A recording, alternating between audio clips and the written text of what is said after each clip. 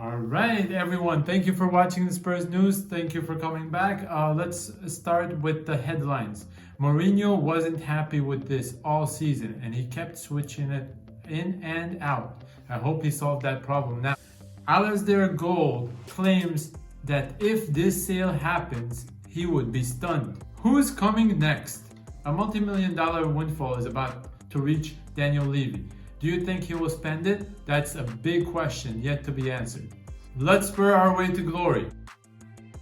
It's no secret to anyone that today and last season, a lot of the teams in the Premier League, namely, or in the Premier League and any other league in the world, had lost a lot of money because of the COVID-19 pandemic.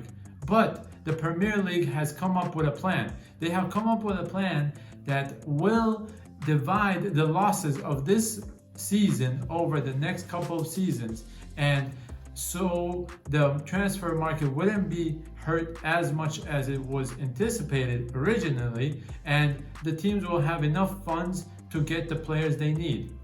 Let me know what you think about that. I think it's a phenomenal news. It's a great idea, and it will help us get the players that we need. Højbjerg, finally, the series, the drama, the Turkish series that never ended is finally done. The deal is done. 20 million is said to be the final number, but a lot of reports are saying it's 15 million. With add-ons, it will reach a 20 million. Either way, it's a done deal, and it is confirmed by the Spurs team. Now, Southampton is also confirming that the sale of Kyle Walker-Peters to them has been done by Spurs. And it is believed that the sale was anywhere between 12 to 16 million. And it depends on which report you read, but a lot of reports are saying initial fees 12 million, goes up to 16 million. Plus minus a couple of million. Okay, Alasdair Gold is one of the reliable reporters out there. He has claimed that Zeki Çelik from Lille is not a priority. But who is a priority this transfer market after Højbjerg is Max Aarons. Let me know what you think. Max Aarons has had a dodgy season. He's a youngster. He got demoted with his team Norwich, but a lot of interest has been shown to the player by Bayern Munich, namely, and some speculate that Barcelona are also interested. I'm not sure how reliable this source is, but Max Aarons is our priority after. Now, to another report, William the Trader is of course still a trader. He's going to Arsenal and he will be playing. He is undergoing a medical right now. Let me know what you think about that. Did you ever want William to come and join the team? This is crazy. I'm losing my mind about it. But I don't know why anyone would offer him a contract. This guy offer him a contract at our club. I'm not talking about other clubs. They don't have an issue with him. So Arsenal, good luck. A player like him that's a trader, I don't know what you want to do with him, but I hope he doesn't do good for you. So we can keep winning these games that we play against you. Okay, now as all of you know, Pirlo has replaced Sarri at the helm in Juventus. As many have speculated, a lot of things might change or will change at Juventus. And these changes could be good for us, the Spurs, because we are interested in a couple players that they have and they are looking to get rid of. Namely, Rogani and Hugani are center backs that we were interested in and we tried to sign previously in the transfer market. They were not possible to be signed, but now it seems like Pirlo is saying they're surplus to requirements and could be sold this transfer market.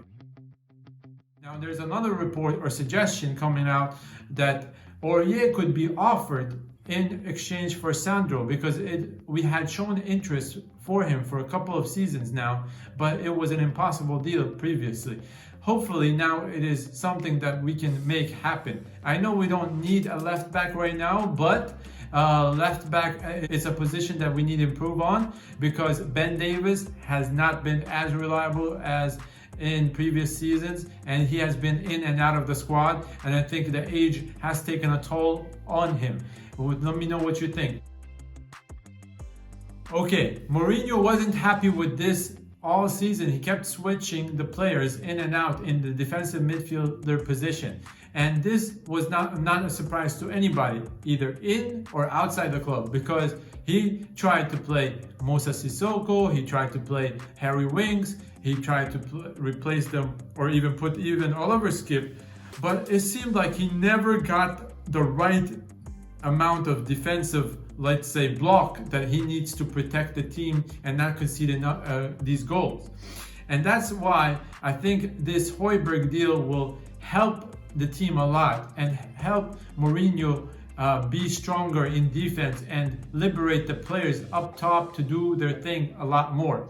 So it is suggested by a lot of pundits and reporters that Moussa Sissoko will play alongside Højbjerg, and that will liberate Ndombele to be creative on the top and not have to drop back as much or as quick as he was required in previous games. And that's what got him in trouble anyways with Mourinho, as you may know, in that game where he was replaced after the first half. Now, this is a new assembly line. This is a new way of playing that could be very good for the Spurs team in general. But let me know what you think about this new signing. How will it impact the team? Okay, I believe we are only 4 signings away from achieving or winning the Premier League. And I think if we make these 4 signings, we are undoubtedly going to win the league this season, coming season. Let me know what you think about these 4 names that I'm going to throw out right now. Please remember, these are only my opinions and the Spurs news here. If you think that there are other names that are better, okay, we're going to start off first. I think we need a backup for Harry Kane, and it's no secret that we are interested in a lot of players. Milic, we are also interested in Callum Wilson, and the list goes on and on. We've talked a lot about Osimhen. He already left and he joined Napoli already. So, but nobody has talked about this. Nobody has considered him. I know he's old, but this player could change the mentality of the club. And this is a guy that's a winner. He played in every major city in the world, and he played for big clubs only. And I'm talking about none other than Zlatan Ibrahimovic. He's my personal favorite player. I think he has a lot to offer to the Spurs team. I know he's not at his best, but he's good enough to be a backup for Harry Kane, and also he can help the rest of the team mentally. He's a psychological genius. I mean, this guy can beat anybody in any dress room, and this is what we need. We need somebody to be part of the players to help them and motivate them.